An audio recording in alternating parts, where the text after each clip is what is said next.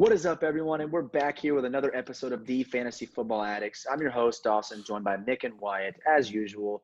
And today we have another great episode planned for you as we break down our top 10 tight ends. And this is a huge list because tight ends can get, after the top few, they can get kind of crazy. So I think it's a lot of value you can get from this list. Before we get started, make sure you guys go follow us on Twitter at the FF Addicts. Make sure you're subbing to the channel. And you guys got anything after that? My list is going to win again. I think we had one comment on the last video that said my list took the cake, so I'm trying to take another cake right here. All right. So with that being said, make sure at the end of this video you go comment whose list you like better. So without further ado, let's look at our lists. All right, guys. So once again, our list is going to be based off of PPR settings. It's going to be a top 10, and we're going to go down my list, and I'm going to show you where their list corresponds with mine as we go. So with number one for me is going to be George Kittel, who Mick also has as one and who Wyatt has as three. So let's debate this, Wyatt. I don't see – first I'll say I think George Kittel is the number one tight end, one, because I think Kelsey's getting older and he's going to drop off just a little bit. And he's still going to be an amazing tight end, as you'll see on our list. But I think George Kittel, with Deebo Samuel being hurt, I think he's the number one in that offense. And I think all the passing volume is going to go to him pretty much. And I think he's going to be a lock for the at least top two, and I think he'll be number one. I think you're absolutely insane for not having George Kittle at number one. How can you say that? Like, come on. I get the George argument. Kittle, he's the only guy that Jimmy G can throw the ball to while Deebo's out. That's like going to be at least 4 weeks. Kittle was an absolute goon last year with Deebo Samuel. Yeah, I think that Kelsey's going to see the end zone more because the offense is more productive. And like I said, I think the weapons around him help him. And I don't know. I'm not huge on Kittle. I think he's more of a yardage guy than a reception guy. I think Kelsey's going to just have a lot more receptions, even though Kittle is one of the only options there. I don't know. I like Kelsey a lot more. I think he has a higher ceiling than George Kittle, in my opinion. I mean, I am big on Kelsey as well because I have him in our keeper league, and he's one of my keepers. So I do hope Kelsey does finish as number one. But with that being said, we're talking about him. I will say I have a soft spot for Kelsey because I had him 2 years ago. I have a soft spot for Kelsey because not last year, but the year before in our redraft, I had Mahomes and Kelsey, the stack, and they would put up like 30 points a game for me. So that was really the first time I experienced Kelsey and his abilities. So he just is an absolute animal. I don't have a problem putting him at my one. I think more controversial is who I have at my two. But Kelsey, Kittle, you can't go wrong if you're taking one of these guys in the first, right, for sure, 3-4 rounds. So Mick and I have Kelsey at number two, and Wyatt has him at one. So we just touched on him. But yes, Wyatt's number two could be considered controversial. I don't think it is, but the fact that he's over George Kittle is what is controversial to me. And it's going to be Mark Andrews. And Mark Andrews is my number three. And he did finish as the tight end two above Kittle last season, actually. So it isn't crazy to say, but I just don't think – I think the situation for George Kittle is just much better this year. And I think Hollywood Brown's going to take another step forward. And I think Mark Andrews may see a little bit of a dip.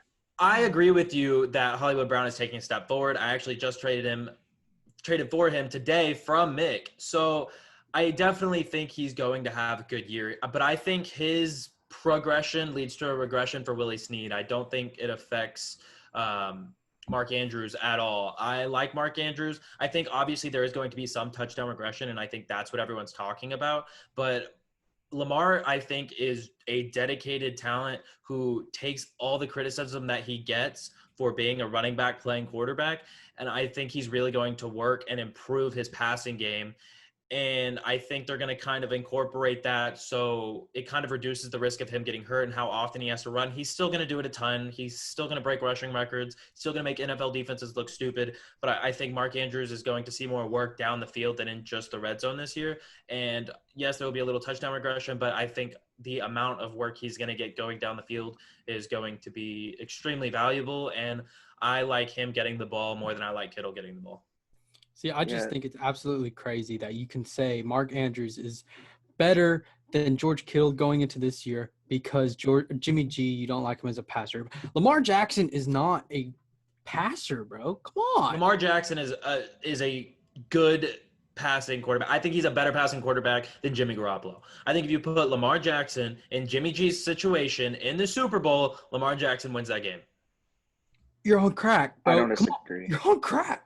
I don't disagree with that. You're both on crack.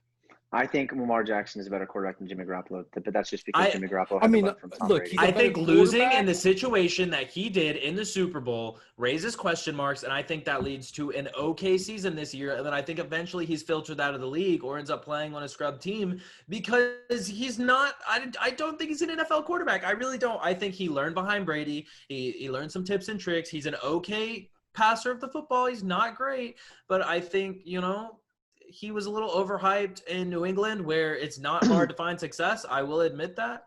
And I think San Francisco was just like, we have an insane defense. Let's take a guy that we know is safe and not great, and let's get to a Super Bowl. Yeah. But not only did they did that, but they paid the man like $1 billion. And he immediately got criticized, and the Niners organization got criticized by pretty much every NFL player in the league that's not on the 49ers. What else is crazy? Jimmy G's lost like 4 games in his entire career with San Francisco. Yes, I understand. But he also has like 19 first rounders starting on defense for him. Like, I don't think he's great. Kittel, I think, is going to get the ball. Kittel is going to get the ball, but I think Andrews has a higher ceiling. Like, I think Andrews possibly finishes tight end 1. I think Kittel also has that potential. I just see it more likely with Andrews. I don't know. I don't think it's a crazy take. I think that Andrews is an elite tight end.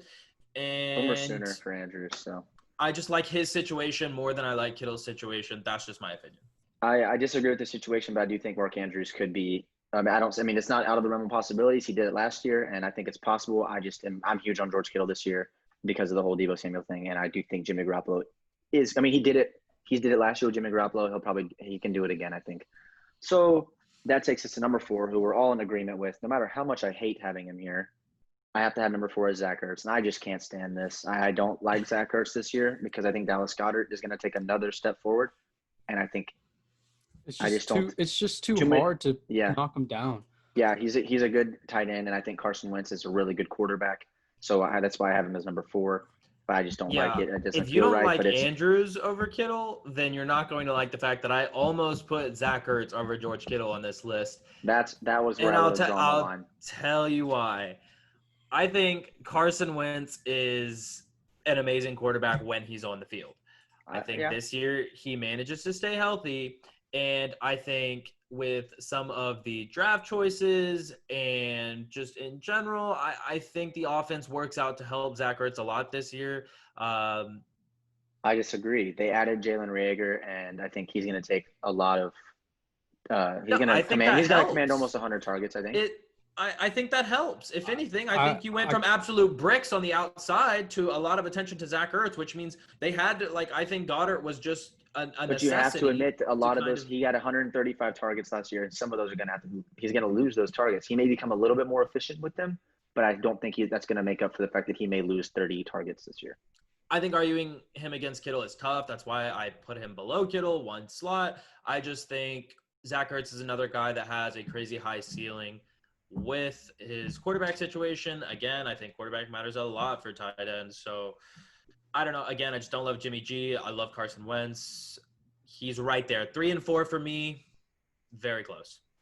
Yeah, that's going to take us to number 5, my number 5, who I have as another one I don't really like. That says number 6. It should be 5. Another one I don't really like, but he's there. So, and that's going to be Darren Waller. And I don't really like this for me because, he's number 5 because he's a good tight end. He had a great year last year. And he's a safety blanket for Carr. They added a lot of pieces this year. They added Aguilar. That's disgusting, but he's still there. They added Ruggs. I think they added a couple more Brian Edwards. Yeah. Lynn Bowden is supposed to be able to catch passes. So they added a lot of weapons in that offense. It kind of makes me nervous about Darren Waller. I think last year, Tyrell Williams was the best other receiving option. I think that's part of why he did so well. Regardless, I do have him at number 5 because it's hard to deny he's a talented tight end, and he did well last year. And I think I'm not big on him. I totally understand your takes, so I'm not going to argue with you as why you have him lower, but let's hear why you do. I just have him lower because of the targets. I don't think Derek Carr is all that great. He now has Ruggs. He has Brian Edwards. Those guys are guys who can take Aguilar. slants to the house. Yeah, Aguilar. I don't think he's going to really be a factor. I think it's going to be Rager or not Rager. I think it's going to be Ruggs, Brian Edwards, and Williams and Darren Waller, and that's who's going to be out there. And then they're going to have to go with Josh Jacobs a few times, but I don't see that happening very much either. But Darren Waller, I just see a huge regression from him from last year, and I like the other guys that I have ahead of him more than Darren Waller. I totally see that. Why do you have any to add to that? Yeah, just real quick. I think the possibility table for Darren Waller is pretty big. I think he could have a great season and, finish top 3. I think it's unlikely, but I definitely think it's in the realm of possibility. And then I think he could also fall off the face of the planet. I think he is a talented tight end. He's kind of a freak athlete. If you've seen him, I saw him for the first time on the Hard Knocks last year, and I was like, that's a man right there. He's a big dude. And yeah, so I don't hate him. I've got him at my 6, and I think at tight end, that's kind of, important. If you're taking him, I think you're comfortable with, the work that you're going to get, especially at tight end. You're not struggling for 2 points a week. I think tight ends as a whole this year are better, and I think that hurts Waller's value. So I'm not mad at him at the 6. I think he definitely could go lower, definitely not any higher on my list. Definitely take the guys that we have ahead of him, ahead of Darren Waller in your draft. Right. I think there is one argument to be made for Darren Waller, and that's the fact that he finished as the tight end 4 last year with only 3 touchdowns. So I think that number has to go up, even if that offense isn't as good as – it's not very great, but I think they're going to be better than last year, which means they're going to score more touchdowns, which means I think he is due for a little bit of a positive touchdown regression, but I also think the targets are going to dip a lot. So absolutely, yeah. But the targets from all those other weapons that they acquired is just going to kind of zap that production that he had.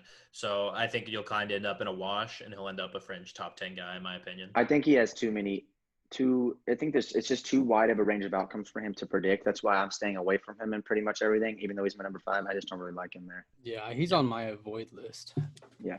So with number 6 is a guy I had above Darren Waller right before this, but I'm just scared of the injuries because he scarred me last year, and that's going to be Evan Engram. I had him on my team last year that I won the league in.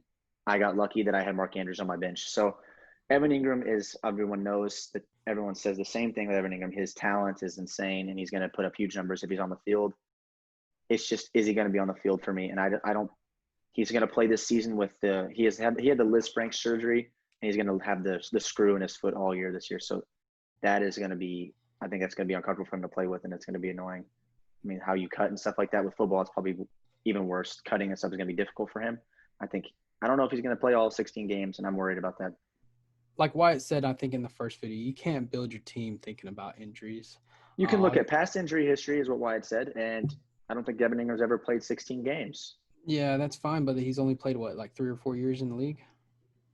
If you don't play 16 for 4 years, you're hurt every year. I think that becomes injury prone, in my opinion. Yeah, I'm not really worried about it. And I think Daniel Jones takes a leap this year, and I think Evan Ingram's a big part of that.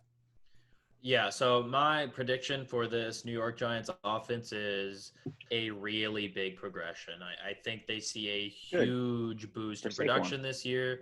Yeah, Saquon, Slayton, I think Shepard might get filtered out a little bit with Golden Tate's effectiveness and Slayton as well. And I think Engram could also be a massive part of that, kind of like we saw with the Eagles when Ertz kind of started rising there. Engram, we know, is a talent. Yes, he has injury history. I think if he didn't have any injury history, he might even go ahead of Ertz and Kittel on this. Yeah, I think he might slide into my 3 spot and bump everyone back. So I think taking him where you can draft him later is huge value. The injury history is bringing his ADP back, so I think he definitely is a value. Yeah, so you're not taking an Andrews, Kittle, Ertz, Kelsey in the first 3 rounds or whatever, but then you wait until he falls maybe the 5, 6, 7. You're getting a lot better value in your lineup at tight end, and I think you can pick up some backups further down the line that really do. I don't think you're losing a ton of points if you're taking a tight end later, and I think Engram is probably the best value of all tight ends in this draft. I think that if you're going to take Evan Engram, you need to make sure you have a solid backup. Absolutely. Right. Which I recommend taking someone we all have later on our list. along with Evan Engram. So with number 7 is someone I really like this year, and it's going to be Tyler Higbee, who Nick likes him even more than I do, which I know is possible.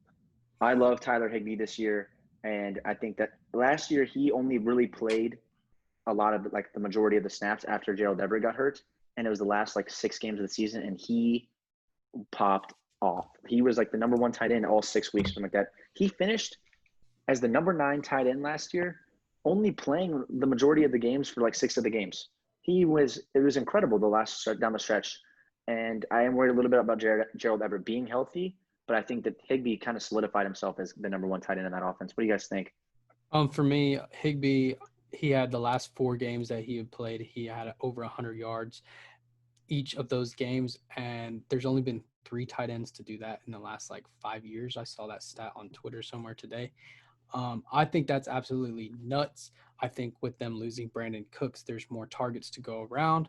Right. Higbee really showed out at the end of the season. I think Goff noticed. I think McVay noticed. I think he gets more work, and I like him more than Darren Waller. I also think that they also came out and said that they're going to run 12 personnel more often, didn't they? So like their primary offense is going to be 12 personnel for you guys that don't know, they're not going to have the slot. They're going to have the 2 outside receivers and the 2 tight end sets. So that means he's going to be on the field a lot. Yeah, I think if anything, that 12 personnel hurts Cooper Kupp. Robert Woods is a guy who can play outside and do well. So if you are drafting guys in that offense, just keep that in mind.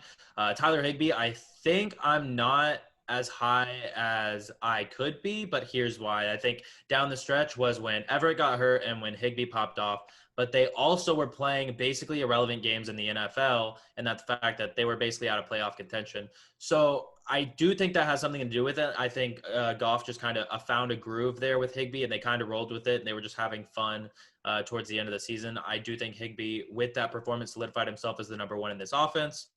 So I think his ceiling is a lot higher than, say, a Waller or I don't know if I would put his ceiling above anyone else above him, but I think it's there. Maybe Ertz. I think Ertz has a pretty high ceiling depending on how the season goes. But I think just because you don't really know how this year's going to go for them, and there is competition there, that I put him at the 7. I think he could finish top 5. Sure. I definitely think maybe I'm drafting him over Waller if I've got a pretty solid lineup already. I think Waller might be the slightly safer choice in a PPR.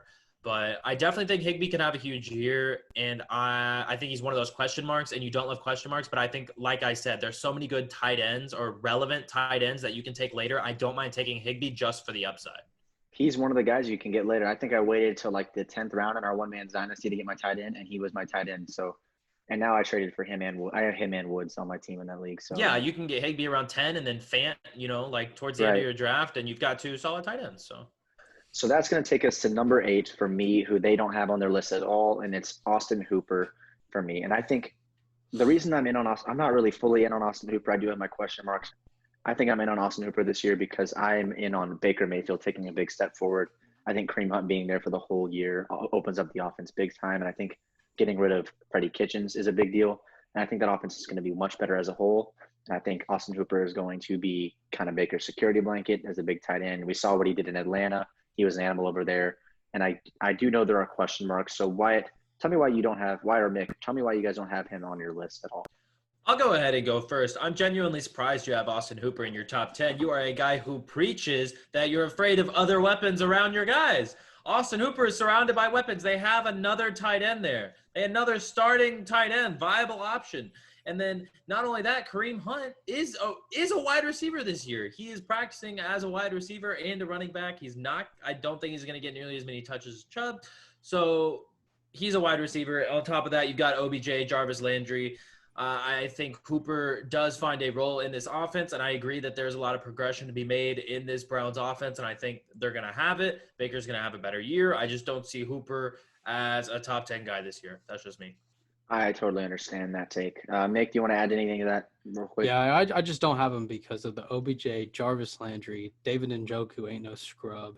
Kareem Hunt's going to be catching passes. I just don't like how many targets there are for him that are going to be taken away from him. So honestly, y'all kind of changed my mind. Not changed my mind, but I do realize that I think it's a little too high for him without how many weapons they have in that offense. But the same argument could be made that, I mean, they had a lot of weapons in Atlanta. They had Julio and Calvin Ridley.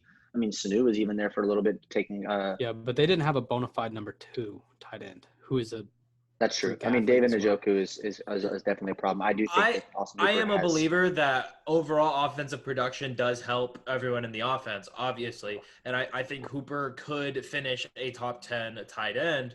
I just don't think it's likely. I just don't think it's likely. So. I understand that take. I totally don't disagree with you on that. Once again, he's one I'm not real excited about. This guy though coming up is someone I am very excited about, and he's one of the guys that I'm bought in on this year, and it's Hayden Hurst, and I think he is definitely one of those guys that you want to get if you take like an Engram or a Waller who has the risk of busting. Hurst is the guy you need to take after him. I think he is in for a huge year because Austin Hooper left that offense. That offense, like we said, has the most vacated targets in the offense. They lose Hooper, they lose Sanu, and I think he's gonna. We've seen what Matt Ryan does with a tight end. We touched on Hayden Hurst a lot in our sleeper video, so if you haven't seen that, go check it out. We definitely give you a lot of good points as why Hayden Hurst is a good sleeper option this year, and I love him. I just have him at the 9 because we haven't seen him do anything yet, so I can't have him too high. But if I could and not get just destroyed, I would have him at like the 5 or 4 because I think he is going to be insanely good this year. What do you guys think about Hayden Hurst? You're not too far behind me on him. Yeah, so I think I would have him higher if he had produced more in Baltimore. I think that the reason they traded him is because they saw something they didn't like and that they liked Mark Andrews more. But I do think that he is going to see a lot of volume in the passing game, and that's why he's a top 10. I just don't have him higher than top 10 because of those reasons. Hurst came to Baltimore as a probable threat downfield. Like they didn't hate him. I mean, they thought he was going to be a weapon. Mark Andrews Mark Andrews was you can't do anything about that. Yeah, Mark Andrews was a straight scrub his first 2 years, and then last year out of nowhere. Yeah, you can't do anything about the emergence of a guy in your position, especially. Yeah, it does. I mean, it just happened for Mark Andrews. That's just the way it worked out. The offense worked in his favor. I don't have a problem with it. I don't think that knocks Hurst at all. I do think that the volume alone in that offense with Matt Ryan could definitely make this man a serious threat in fantasy football. Now, I think having him right on that French top 10 is a good place for him just because everything is new. We haven't seen him produce at a high level. I think we know he can, or we'd like to think that he can, but it's not there. So do I think it's totally possible he comes out this year and finishes a top 5, top 3 tight end? Yes, I think it's possible. Yeah. But I think taking him right around 10 is right because of the question marks that are there. You can get sure bets higher up, but the volume alone is an incredible argument for this man to be top 10. And people still don't have, like, a lot of people aren't even taking him as the tight end 9. ESPN has him at like tight end 17. So again, it's just another argument for him being a great sleeper value because a lot of people don't know about this Hayden Hurst coming. So I think he definitely has the ability to return a lot of value for you. Yeah, and I don't think he's going to be an end zone magnet. I just think that he's going to get the volume. He's going to get possibly 8 targets a game, 10 targets a game. I think that might be a little crazy to say, but I really don't think possible. it is. It's not outside the realm. It's definitely possible. So there's not a lot of tight ends in the league that can say they're getting 10 targets a game, 8 to 10 targets a game. I could see 8. Yeah. All right. With my number 10 is someone who I really don't like again, but he is very talented when he's on the field, and it's Hunter Henry. Hunter Henry on the Chargers is someone Wyatt doesn't even have on his list. So, Wyatt, I'm gonna let you start on why you don't like Hunter Henry because I don't really like him either. I just think he's very talented, which is why I have him up there. And if he can stay healthy, just one time, if he can stay healthy, he might have the potential to do well. But I don't like that offense. What do you think? Yeah, I mean, I don't love to harp on it, but the injury history is there. Not only that, but you have the tight end God creator in Phillip Rivers there, and he still was not phenomenal. And now he is gone. And now you have Tyrod Taylor, who is a good game manager. He is a good quarterback, I think, in the NFL. He doesn't make mistakes. He's solid. But their goal is to get their rookie on the field. And you can say whatever you want. And I think Tyrod's going to start for a while. But I think Justin's coming in.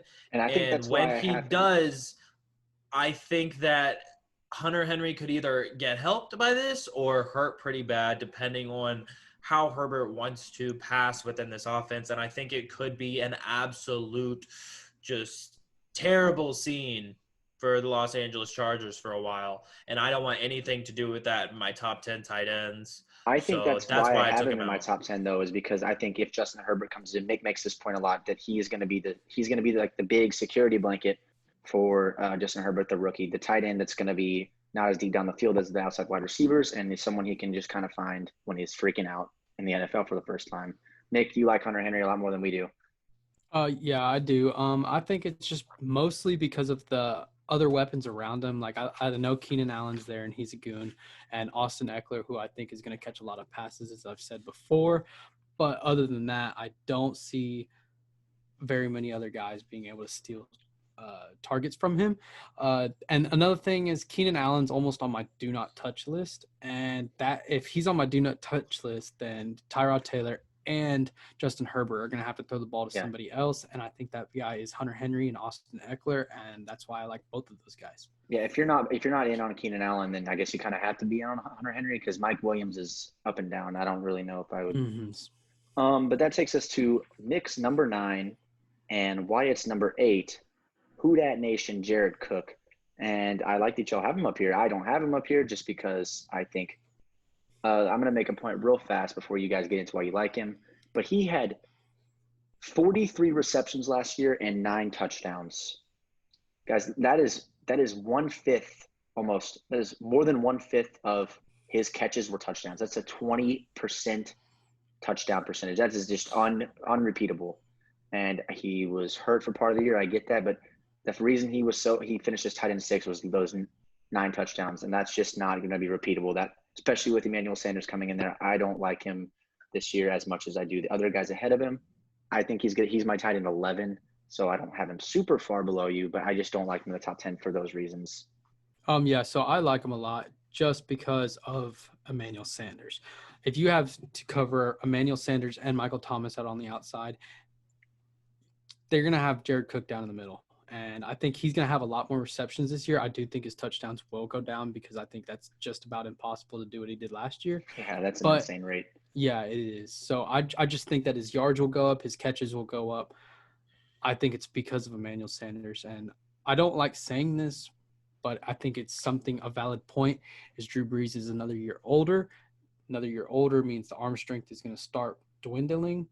And I think that Jared Cook will be a shorter throw to make than Michael Thomas and Emmanuel Sanders, even though Michael Thomas catches like 90 slant routes a game. Yeah, I'm almost right on board with Mick. I think the 2 points he hit were going to be exactly what I hit home on. So Emmanuel Sanders is going to, I think the phrase I would use, space this offense out. And I think it's going to create a lot of room for everyone else in this offense to eat. And I do really like the Saints. You've got a phenomenal passing quarterback there. And not only that, but he is getting older. He's not throwing the ball downfield as much.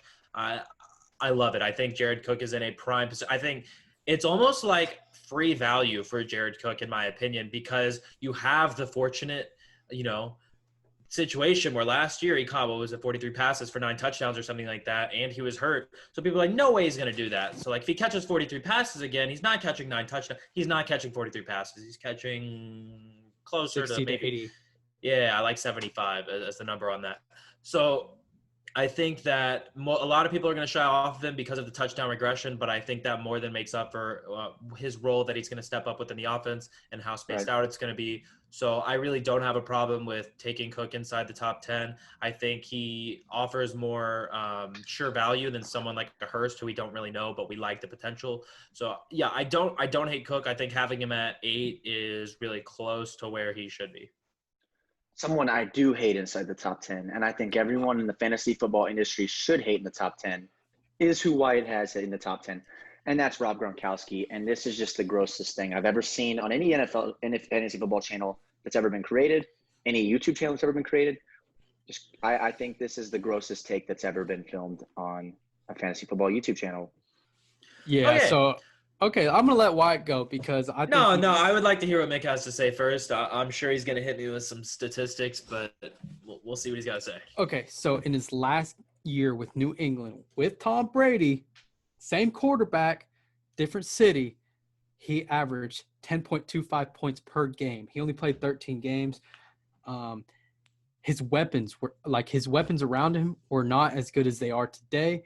Edelman, Dorsett, Sony Michel, James White, Josh Gordon. Josh Gordon only played 11 games for them that year. I do not think that those weapons are comparable to Chris Godwin and Mike Evans, even Keyshawn Vaughn and Rojo. I just don't think that's comparable. He's also a year older, and he took a year off. Gronk, have you not seen him on the internet lately? Like, that dude is a party animal. I imagine the last year he probably has had a lot of parties, had a lot of extracurricular activities. Yeah, I got you. In the last year, way to word that. probably taking him out of shape. And he only signed like a month and a half ago. So he's only gotten like what? I'd say, I mean, he probably had it planned out. So probably about 2-3 months of getting ready before he signed. And now it's another month or two away from the season. I just don't think he's going to be in shape, especially due to the corona, especially with his weapons who are going to take things from him. He should not be in the top 10. He should not be in the top 15, and he should not be in the top 20, especially since O.J. Howard is there. Yeah, I mean, Wyatt just made the argument that Austin Hooper, someone who finishes a top 6 tight end last year, is not viable because of all the weapons in that offense. You take the different offense with even better weapons and another tight end who is arguably better than David Njoku with O.J. Howard, and you put Rob Gronkowski in the offense, and you add the fact that he hasn't played in over 15 months, something like that. I just think that it's just not a viable option. I don't see how anyone could have him in the top 10 other than a Pats fan. So, I mean, Wyatt, we kind of went in on you. Let's see what you have to defend yourself with here. Yeah, I'll start by saying that, yes, I have him in my top 10, but let's not go crazy and act like I said he was going to finish number 1. He's my number 9. Now, there's a couple things to talk about here. Yes, I think the weapons is one discussion, and I don't think they hurt him all that much. I think we're still talking about Rob Gronkowski, like fantasy superstar at a point in his career, and a really good one. Like, yes, he had, he's getting older. He's getting injured. He took a year off. I don't hate the year off either. I think the year off, if anything, helps him. I think he's an absolute animal. I don't think he's going to be out of shape. I really don't. Yes, he might not be in prime time shape, but I don't think he's going to be, dying out there with a trailer attached to him. That when he was in his prime time shape, without taking a year off, he was only averaging 10 points a game, which is not something to snub your nose at. It's just not prime.